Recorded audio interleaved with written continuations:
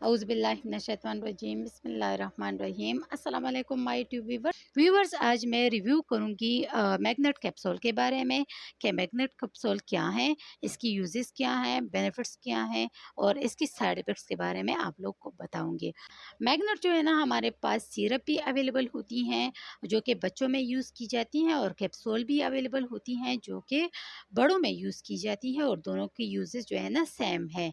अच्छा वीवर्स, अगर हम इसके बेनिफिट्स के बारे में बात करें तो वीवर्स, जैसा कि मैंने आपको बताया कि ये एक एंटीबायोटिक मेडिकेशन है जिसका नाम है सेपेक्साइम और ये मुख्तलिफ बॉडी में होने वाली बैक्टीरियल इन्फेक्शन को ट्रीट करने के लिए यूज़ किया जाता है।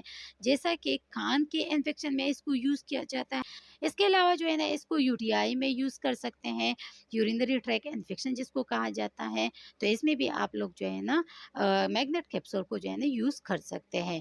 इसके अलावा इसको आप लोग गले के इन्फेक्शन में यूज़ कर सकते हैं, नाक के इन्फेक्शन में भी इसको यूज़ कर सकते हैं और चेस्ट इन्फेक्शन में भी इसको यूज़ कर सकते हैं।